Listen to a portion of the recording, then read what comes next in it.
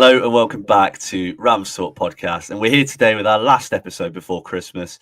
And we were really hoping after 88 minutes on Friday against Luton that Derby would give us a happy Christmas, 1-0 up away from home, second away win of the season, and then Derby do what Derby do. And we ended up, I wouldn't say throwing it away. I mean, we'll talk about the goals in a bit of depth, but yeah, it's really disappointing. And as one of the people stood in that very strange old away end, very, very disappointing way to end the pre-Christmas running as we go into some very tough fixtures. So joining me today to talk all about it and to have a look forward at some of the fixtures we've got coming up, we've firstly got Adam Titley. How are you, pal?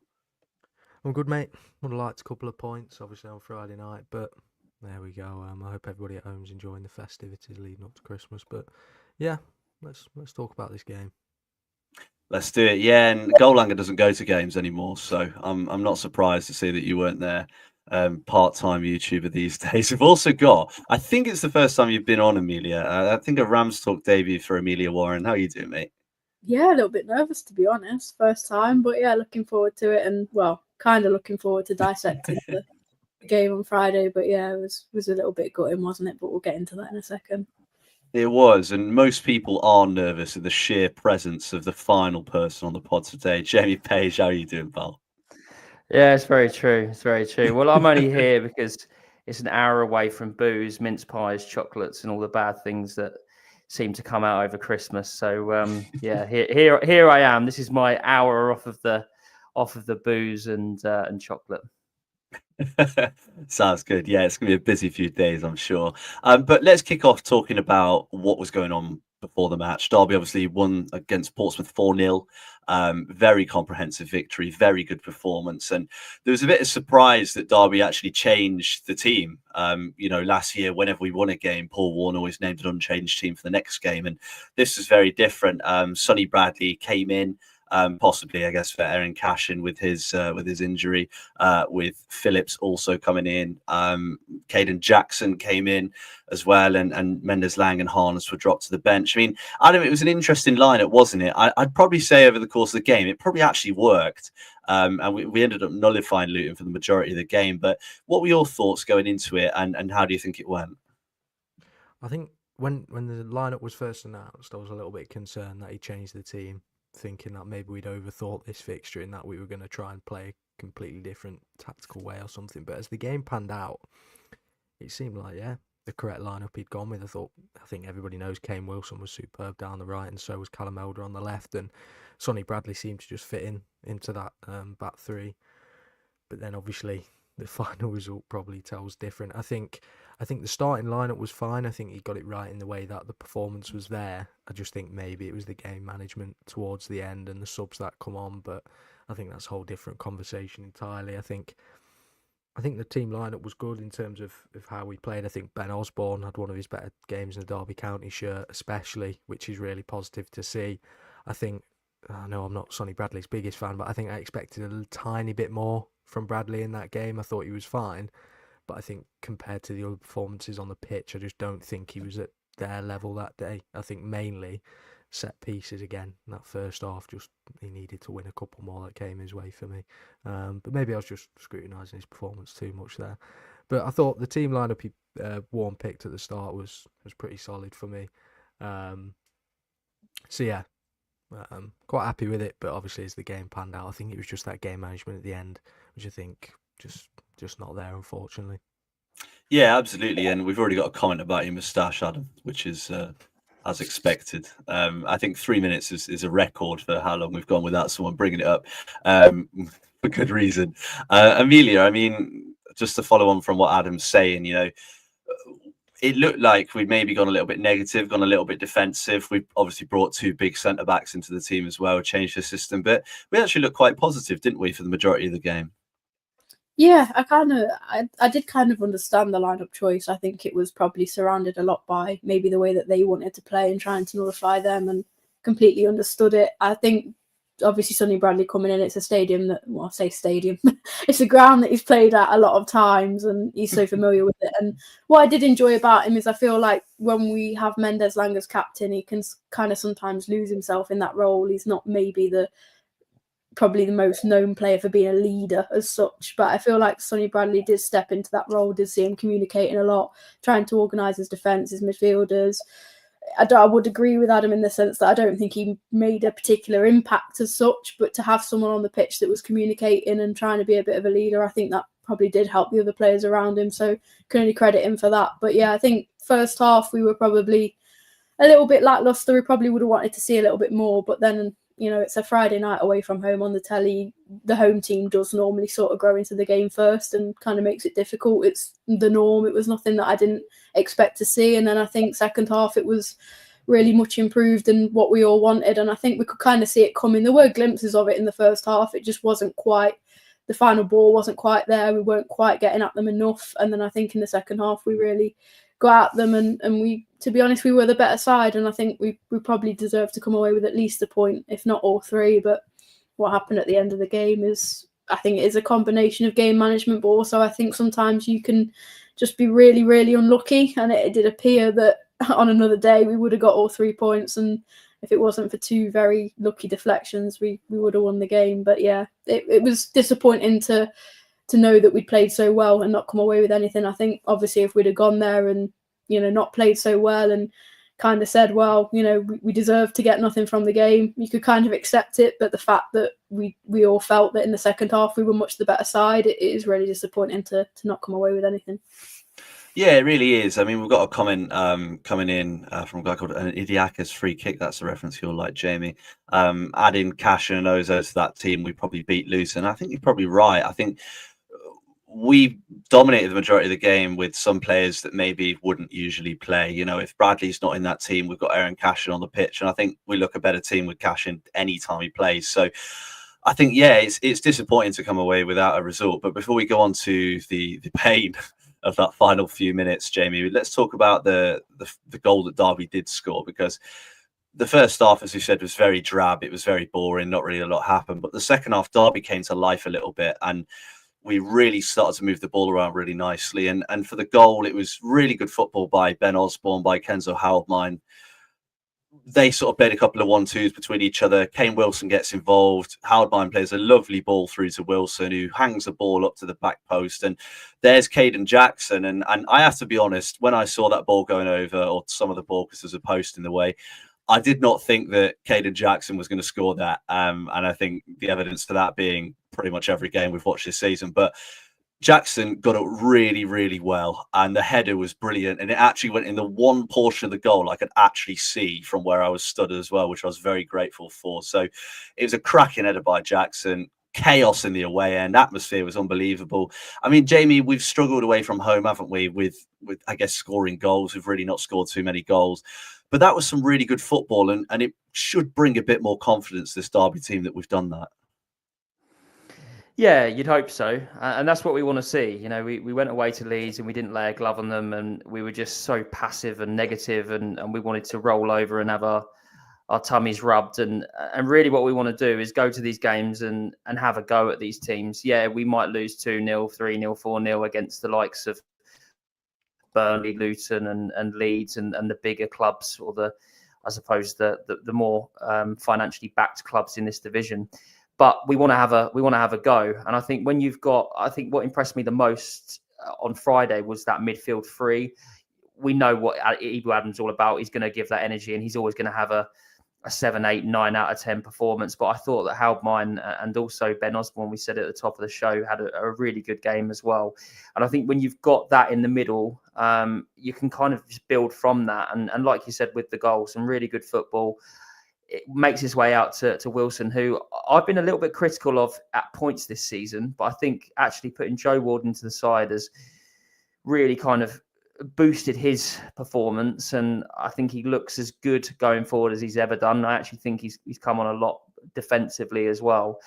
And yeah, I mean, like you say, when it went over, I was just hoping that I was actually thinking, who's going to be at the back stick? Is it going to be Yates? And when I saw that it was potentially going to be Jackson, I thought, right, this isn't going to go anywhere. I mean, he's missed some absolute sitters this season, but it's a fantastic header. And I actually think we've been quite critical of him at points this season, but he actually had a really good game on Friday. And if he can continue to keep putting in those level of performances, there's not going to be any criticism from from us and from other areas of the fan base, because I think, well, especially in that second half, he looked as good as Yates, probably better. So yeah, a really good goal. But it's just, like I said before, it's just nice to see us have a go at teams, have that handbrake off, know that we can go and hurt teams when we actually get our foot on the ball, try and play and try and take the games to these teams. Because you look on paper and you think, yeah, this is a team that's got ex-Premier League players in. You know, I'm looking at it thinking I had some of these players in my dream team last year and they did all right for me. So they must have been good players or must be good players. But yeah, we just need to continue to keep having that kind of no fear, especially away from home, because one win just isn't good enough, and we need to start picking up points. Yeah, I mean, my away record this year is 1 win, 6 defeats. So that's a fun one so far. Hopefully it doesn't stay in that way in the upcoming games we've got. But I mean, you talk about Kane Wilson there. I think a big part of the reason why he looks so much better at the minute is the fact we're playing more positively. Because when we sit deep and we sit in, that's not his game. His game's not to sit deep and absorb pressure. He wants to get on that ball, hit teams on the break and cause problems. And I think he just looks so much better and so much more free now. And yeah, we really saw the best of that. And Adam, I mean, we talked about the goal and the man who scored it, Kaden Jackson. Again, we've been quite critical of him this year, and I'd say pretty deservedly so, because I think he's been really poor for the majority of the season. But that second half on Friday, I have no idea what possessed him, but he looks a completely different player. He was chasing balls. He was winning it back. Maybe we've actually found the way he's meant to play. You know, maybe he is a striker in the front two, and that's what it's been all along. And we've just been shoehorning him into different positions that he can't really play, and that's why he's not really looked up to it. What do you reckon? And do you think he gets another chance in the next away game we have? I think I definitely prefer him down the middle. I think out wide, I think he sort of loses that touch that he does in front of goal. I think when he is played down the middle and an opportunity comes, he will more often than not try and take it. Yes, he's missed some absolute sitters this season. I agree with Jamie on that. But I think when he's played in a two, because we don't usually see Derby play with a two up front, it's quite rare for us really. It was quite positive to see. And I know Yates and Jackson didn't link up too well throughout the game, I'll say that. I think it was quite obvious they played off each other a couple of times, but they're still miles off that good front two partnership. But Jackson, in my opinion, looks a lot more positive when he's played through the middle. I look back to, obviously, Borough at home, that goal that he scores, the confidence he had there. And I think there's definitely a player there who can finish in front of goal from different angles, different situations. It's just the fact that I think he needs repetition in that position. I think that's something that a lot of Derby County players need, is repetition in one position rather than, I think we've always mentioned, like square pegs in round holes. And I hope he does get that opportunity again, because I think we all want to see sort of that two up front. We know Paul One loves sort of a hold-up play, which I think at the moment we don't sort of have, with James Collins probably not being at the level to play in this division as that. And obviously Jerry Yates, his game is running through on goal, which we haven't been able to see when you look at his highlight reels from previous seasons. He's absolutely loved that, but we've not really been able to give him that sort of freedom. So I think definitely playing the two up top would suit both the strikers a little bit more than I think what we've seen. You mentioned, Jake, there about just going forward a bit more. It suits them both a lot more, and I think we saw them link up once or twice, and they caused a couple of problems. So I think it's just, you've got to give that repetition in that position and start forming partnerships in those positions. So yeah, I think he had a good game, Jackson. Hopefully he can continue it, because I think there's definitely a player in front of goal. It's just that he needs that consistency to be given the confidence to play there. He does. And Amelia, do you think that, you know, Adam mentions there the repetition, the consistency? We haven't really seen a lot of that this season. I think Paul Warren, I can't remember if he's made the most or the second most amount of changes of any manager all season, in formation, in personnel. We've named so many different teams with so many different players. I mean, I understand rotation, but I think sometimes we just need a bit of consistency, don't we? I mean, the back four, back three, whatever, seems to change every week. Do you think that that's possibly having a bit of an impact on maybe reducing the performances of some of our key players? Yeah, I think so. I feel like with a lot of the teams that are normally in and around the top six, their lineup becomes pretty predictable every week. Unless they've got an injury or a suspension, you kind of know what the back four is going to look like. You know what their midfield is going to be. Maybe one change up front here and there, but it tends to be the same 11 all the time.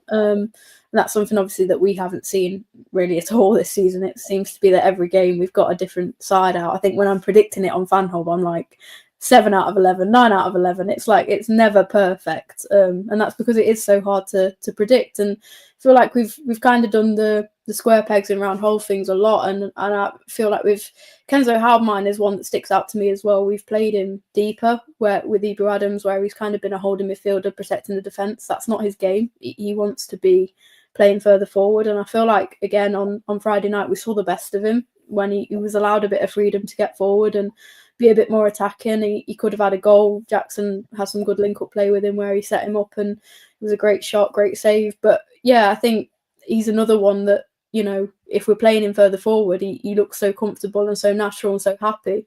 But the minute he drops back a bit deeper, he kind of gets lost in the game. You kind of sometimes forget that he's even playing because he doesn't get on the ball as much. He's not got any space or any freedom, and it's not his game. It's not what he enjoys. And we've seen that with so many players this season. And I think, again, yeah, Kaden Jackson's definitely one of them. I feel like he's been moved about, shuffled around, and he's not quite sure where he fits in. But when he does play in a position that he's more comfortable with, you can see it really breathe some confidence into him.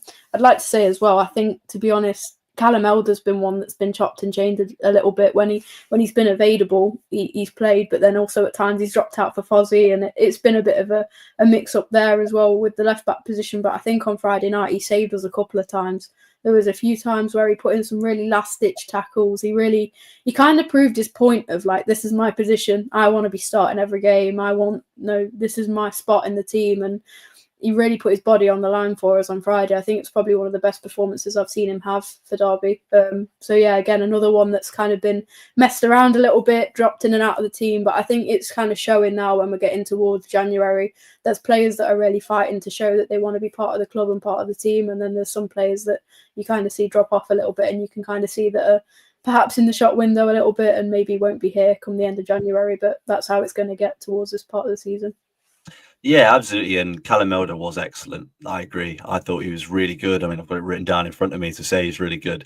Yeah, I think he really struggles with his fitness, doesn't he? And if he was consistently fit, I think he'd be probably one of the best players we have, which is bizarre after he couldn't really get in our team last year. But yeah, he was excellent. I think that block, I can't remember who it was against, but there was a block early in the game that he made where a player was cleaned through on goal, and Elder managed to get across and block the shot and saved a certain goal. So I think he did it again later on. So yeah, if he can keep that going, that'd be perfect. There's a bit of a discussion going on about Louis Barry in the comments. I mean, that'd be some signing, wouldn't it? He's been unbelievable in League One. The problem is, I don't think they'd send him to us because I think he's a bit too good for us and the way that we play. But the other comments are about James Collins. Now, there's a comment from DCSC Rams Forever saying, has Callum actually started a game? I don't think so. I don't think he's been given a fair chance.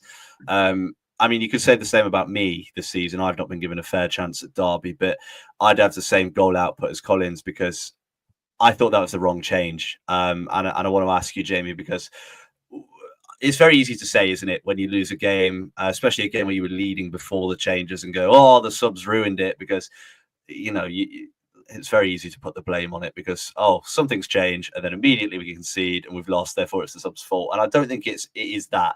I mean, when we talk about the goals in a few minutes, I don't think the subs really could have done too much about it. Maybe Harness and Collins for the second one, but bringing Collins on for Jerry Yates completely nullified us, and taking Kenzo Haldmine off also completely nullified us, because suddenly we could neither pass the ball because our best passer of the ball had gone off, and we lost all our running up front because Kaden Jackson obviously went off. Mendes Lang did a little bit of running. Colo can't run.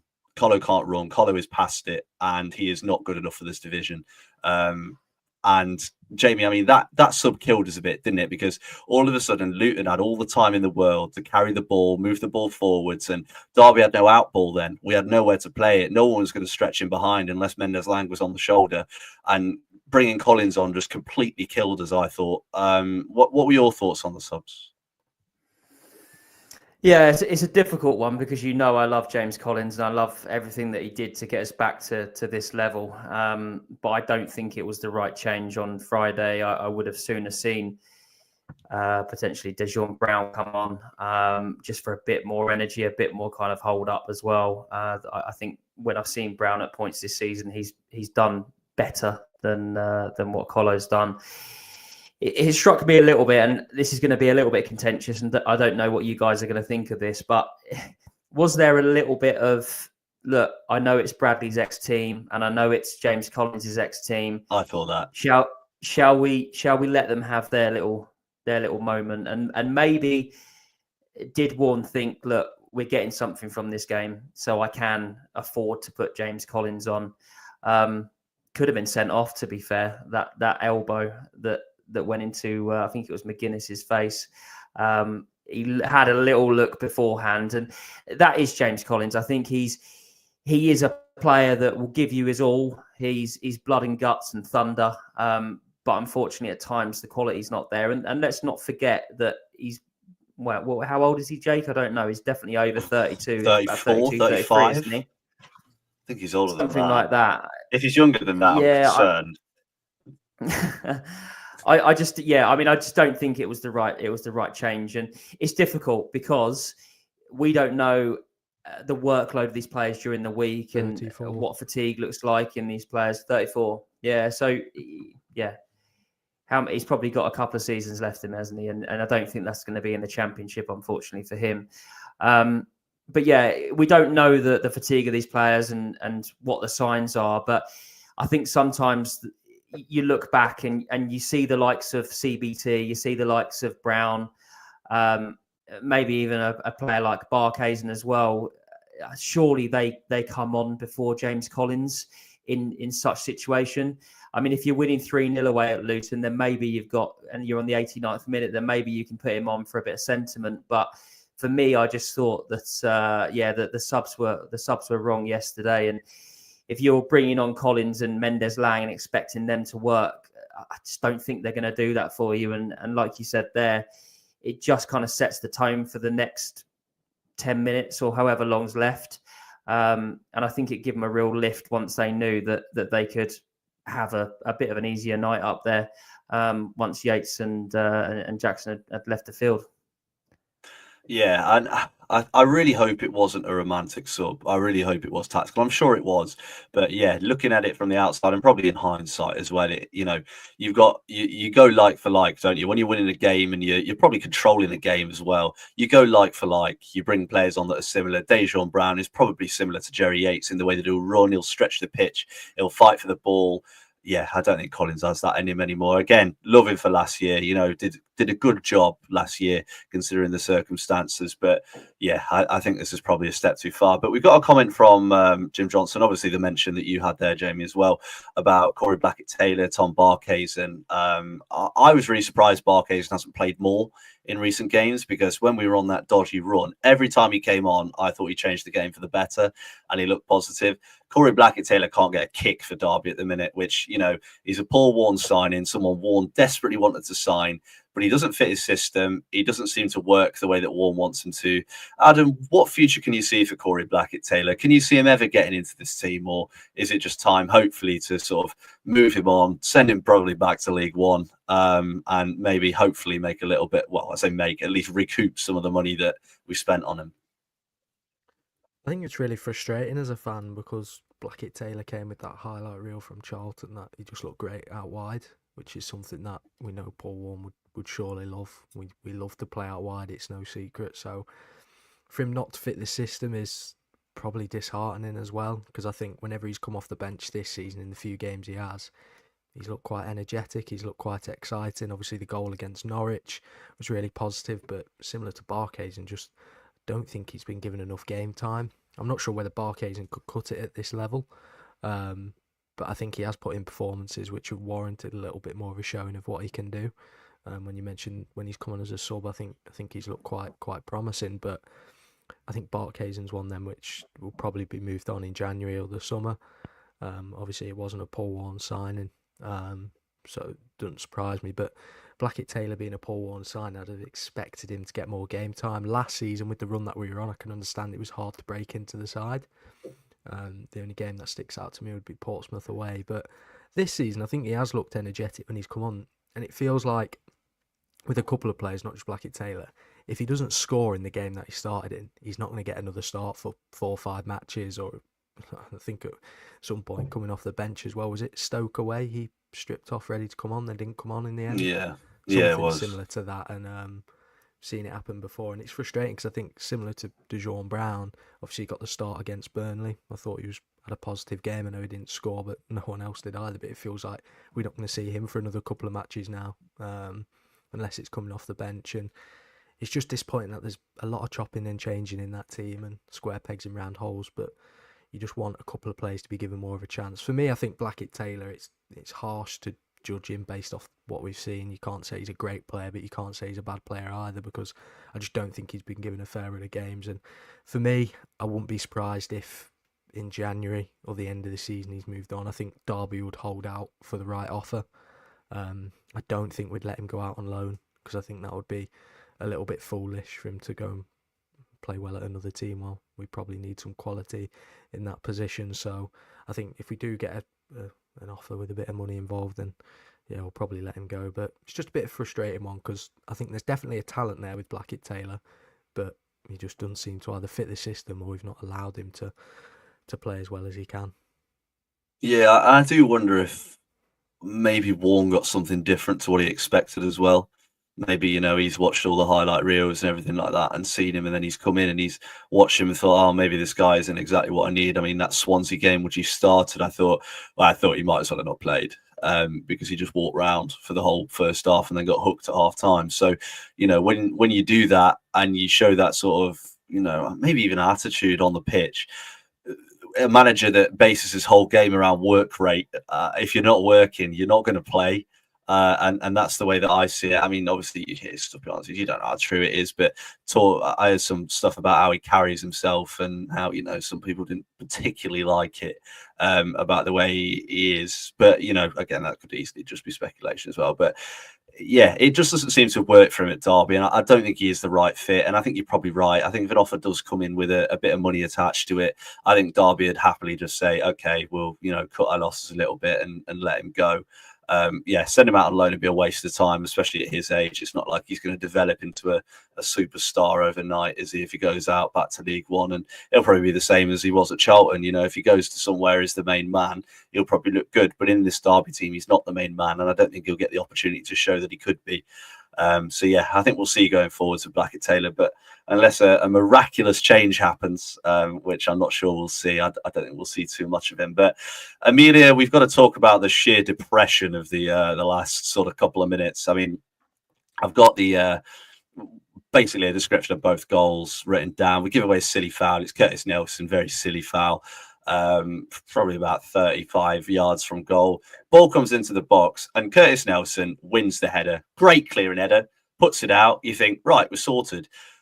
The volley comes in from Mpanzu and he gets a good connection on it. It's going straight down the middle. It's going straight into Zetterström's hands. And Zetterström, you can tell he's already setting himself to catch that ball. And it comes off his own player's backside and goes into the top corner. And you're just like, what are you meant to do about that? It's a snapshot, edge of the box on the volley. It's going straight to the keeper. Suddenly it's gone top bins.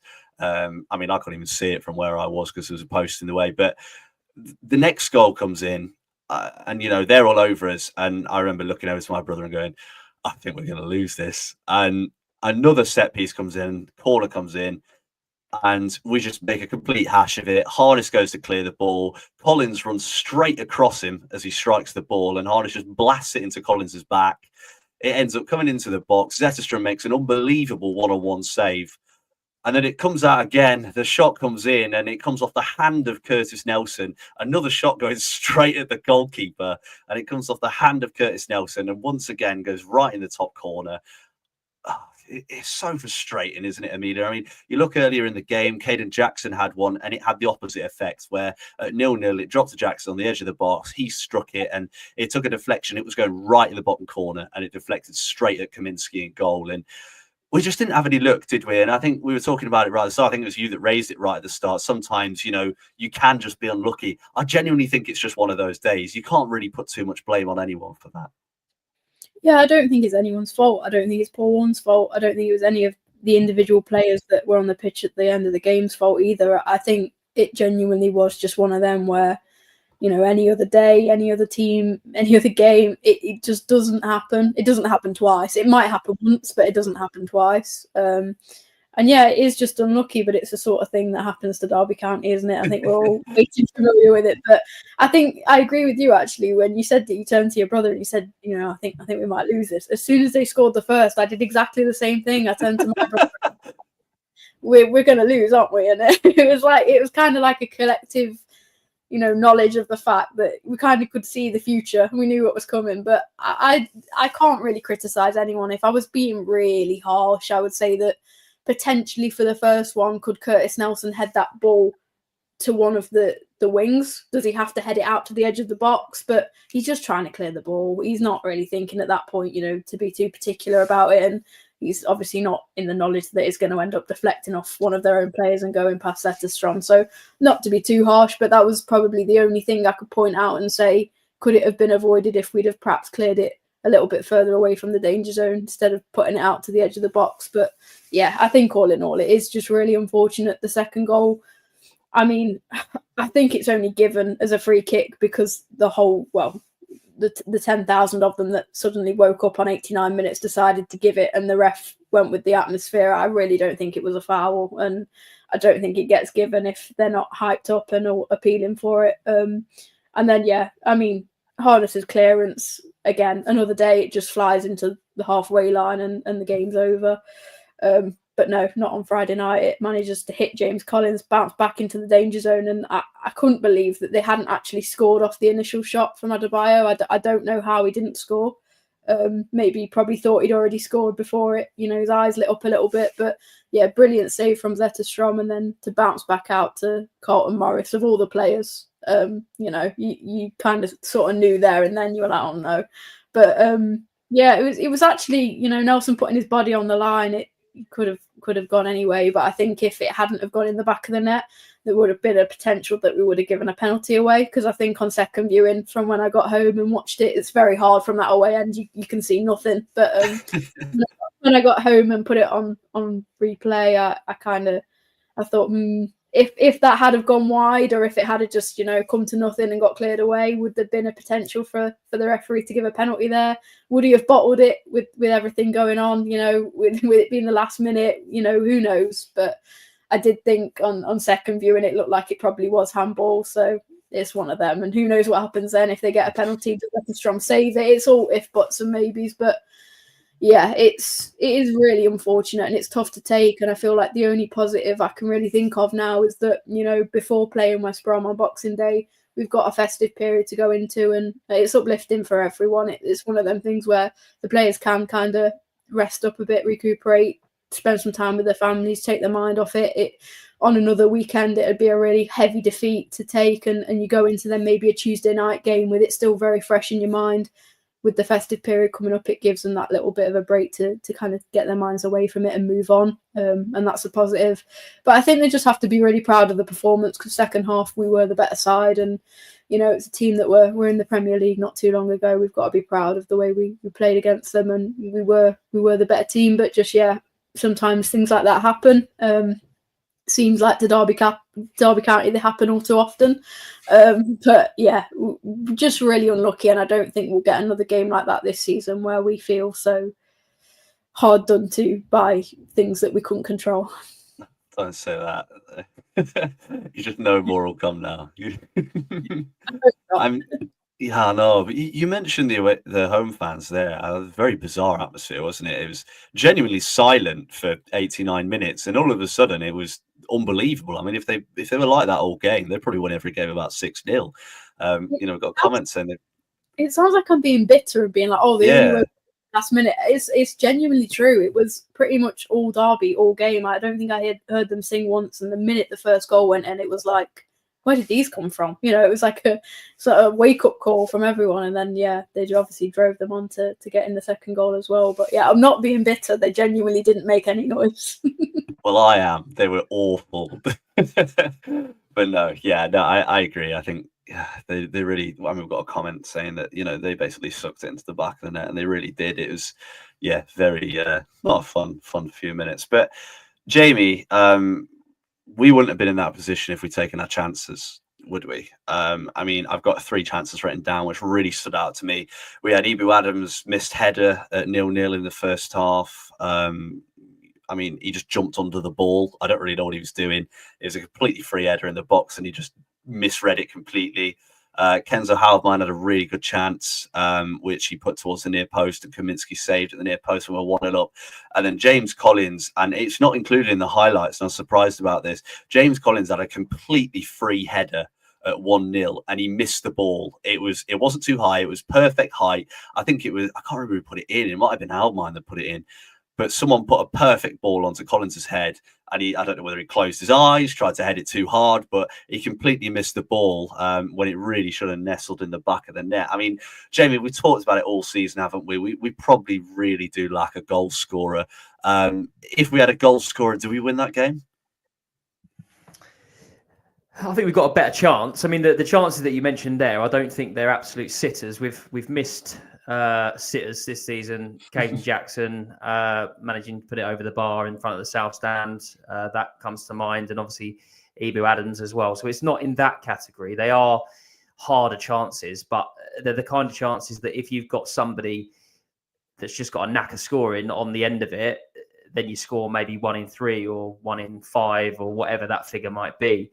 I think we know that we're missing a striker. I think we know that when that window slammed shut in the summer that we were missing something at the top end of the pitch, and we've kind of got away with it. We've seen Jackson had some good form and scored at the start of the season.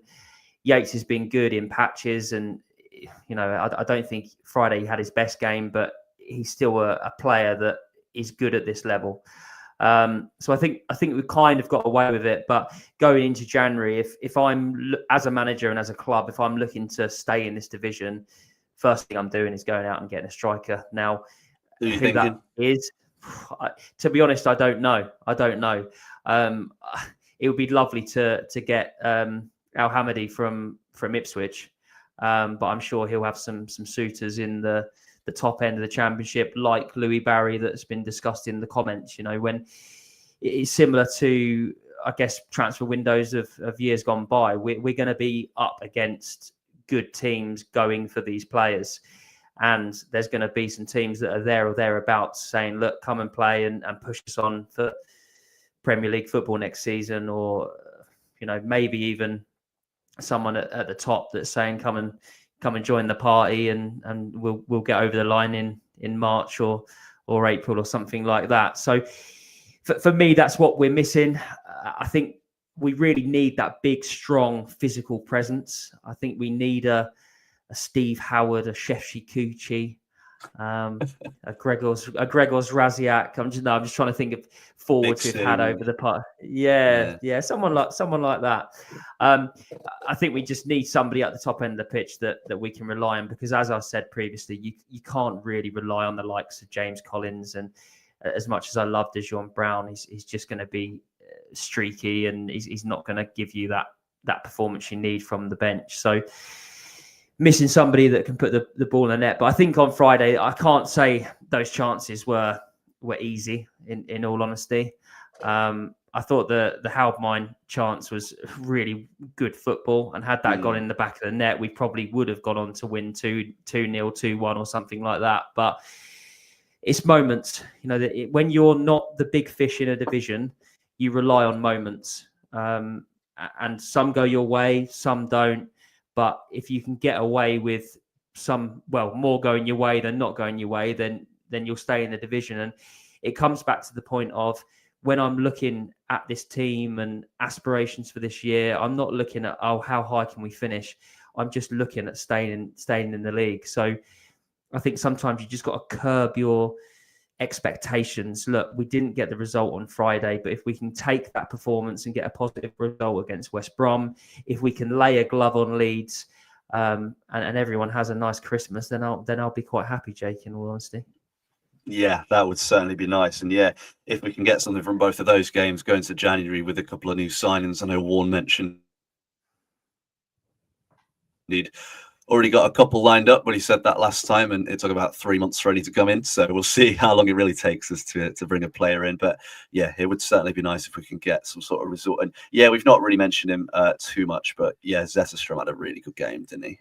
Made a couple of really vital saves, and I think we'd have been out of the game a lot earlier if he wasn't on the pitch. So right, so let's look forward to the next few games. I've just seen a comment from Jim Johnson putting me up front with Jamie as the ball winner in midfield. You've clearly not seen Jamie play, mate. He's got that Blackett-Taylor work rate. He won't come out of first gear. So, yeah, you don't really want that. But let's look ahead to the next 3 games. I mean, we've got West Brom, we've got Leeds, we've got Sheff Wednesday. We don't know when we'll upload, so we'll cover all of them. Why not? It's a really tough run, isn't it? It's a really, really tough run. I mean, West Brom draw specialists, so we'll probably draw that. Leeds obviously played us off the park, but we also didn't try. It'd be nice to see us play against Leeds and actually try. I think quite a few teams have got a little bit of joy from going at Leeds when they're away from Ellen Road. They don't seem to have the same gravitas that they have at their home ground. And then Sheff Wednesday, I mean, they beat us in pretty painful fashion, didn't they, before? I think we owe them some revenge. So if all the I guess the negative luck that we've had over the last few weeks has been storing up, and hopefully it all comes out over the next few games to level it up a bit. So if you've got a score prediction, let us know your score prediction for all 3 games in the comments. We can revisit this if we do it again. If we do another episode before any of those games, we'll go over it again. So Adam, go on. You've got 3 games. That's a lot to work through. Give us your score predictions, mate. I'll go 2-2 against West Brom. Like you say, draw specialist. So I think we'll get a draw in that one. I think Leeds at home, I'll go with another 2-0 loss. Not too optimistic for that. Got nightmares about that. I think Joe Rothwell just cleaned up for them whenever we came forward. So yeah, he's still worrying me. And then I think Sheff Wednesday away, I'll go with the classic 2-1 win. I'd like to have 4 points out of the next 3 because I think also we drastically need them, and we need another win away from home.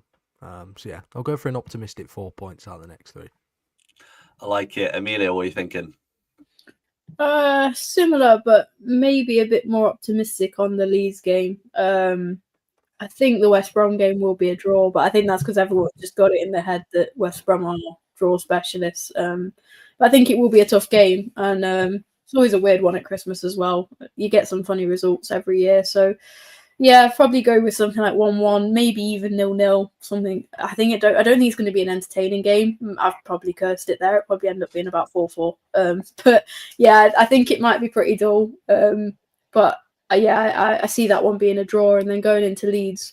I think the difference is being at Pride Park and having the atmosphere on side. I know it doesn't make all the difference, but having Leeds come to us, I think the atmosphere will be really rocking. Obviously, it's over the festive period. People can get a bit merry before the game. And yeah, I think the banter between the 2 sets of fans will be good. And one thing that I am looking forward to seeing is Ibu Adams play against Leeds United, because obviously when we played them away, he was out of the side, and he makes such a difference. Just to have someone in the middle that's going to put a tackle in, who's going to get, even after 5 minutes, if he just, sticks a tackle in and cleans the ball out, but wipes the player out with it, it will get the crowd going and it will build the atmosphere up. So it really depends. I think the first 10-15 minutes of that Leeds game will be really key. If we concede early, it could kind of be a bit of a horror show, but if we kind of keep them out for as long as possible, maybe get to half time at 0-0, we grow into the game a bit more, we could nick it. It'll be a difficult one, but I'll be optimistic with that one and say that we win 1-0. And then going into the Sheffield Wednesday game, really undecided on that one. Not sure. I think it could go any way at all. But we're desperate to get another away win, and after what happened with Luton, we'll be determined to get some points on the road. So I go with another draw in that one. I'll go with 1-1, and I think it'll be a pretty good game. Good stuff. And last but not least, Jamie, what do you think? Well, I'm not going to be optimistic. I think we're going to get 2 points. I think we're going to lose against West Brom. I think we're going to lose 2-1. Adam's favourite, but reversed. I think we'll actually get a point against Leeds. I think we'll play better and be able to get a point against them. And I think we'll also get a point against Sheffield Wednesday on the when is that? Is that in the new year? I'm trying to think about the 1st of Jan, yeah, 1st of Jan. 1st of Jan. So new year, same us. I think that'll be Merry that'll be Christmas it. and New Year from Jamie then. Yeah, exactly. So I'll go 1-1 against Leeds, 1-1 against Sheffield Wednesday. To be honest with you, that's definitely better than losing all three. There's some tough games in there, but just want to see the Derby County of the last couple of weeks handbrake off, taking it to the opposition and playing our best players in the positions that they should be playing in. If I see that, I'm not going to be too unhappy. And yeah, let's just keep looking over our shoulder and keeping that buffer between us and those that are in the danger zone. Absolutely, and Jim in the comments says we're going to beat West Brom 3-2, draw with Leeds 2-2, and beat the Owls 3-1. I'll tell you what, if Derby score, how many goals is that? 8 goals in 3 games. I'll be very, very surprised. I can't remember. And they're all last time. Jackson. They're all Jackson. Wow, some talent. And I think, to be honest, I'm sort of go a mix of all of you guys. I think we'll beat West Brom 1-0. I think we'll just edge that one out. It's going to be a really interesting game. Hopefully we don't draw because that's all they do, but it'd be a nice result after Christmas, especially after the Luton game. I think we'll draw with Leeds. I think we'll draw 1-1 with Leeds. I really think we'll give them a game and we'll have something extra to give after the last one and the sort of the reaction afterwards. And yeah, Sheffield Wednesday, I think we'll lose, if I'm honest. I think we'll just carry on doing what we do away from home. Unless we bring in some reinforcements, I think we'll probably lose that one 1-0 as well. So it's not going to be a very eventful festive period, is it? Barely any goals, but hopefully at least 4 points, which would go a long way to keeping us in this division. So thank you so much for listening. If you did enjoy, please do leave a like, please do subscribe, all of that good stuff. Give us a rating if you're on Spotify as well, as long as it's 5 stars, please. That would be very nice on Apple Pods as well. And yeah, Merry Christmas from all of us. I hope if you did listen or watch the Christmas special that you really enjoyed that as well. That was a lot of fun to film and a lot of fun to get out because, oh my God, we made that as difficult as humanly possible to release. So yeah, if you haven't seen it already, please do check that out because put a lot of effort in and really enjoyed doing it. And I'm sure you'll enjoy it just as much. And yeah, we might see you before the end of the year. Probably depends how Derby do. If we win a couple of games, come on, we'll be there. If we lose both games, maybe we'll give ourselves a little bit of a break before the end of the year. So, yeah, thank you so much for listening. Very Merry Christmas. Possibly Happy New Year. Maybe not. We'll see. And it's goodbye from me. Merry Christmas, everyone. Enjoy yourselves. Goodbye from me. Merry Christmas, everybody. Have a good one. Hopefully we do go unbeaten as I predicted us to. Goodbye from me. Back Paul Warren, back Kaden Jackson. Give James Collins a chance this Christmas. It's goodbye from me. That sounded like an ad read. Thank you so much for listening, guys. Thank you guys for joining me, and we'll see you soon.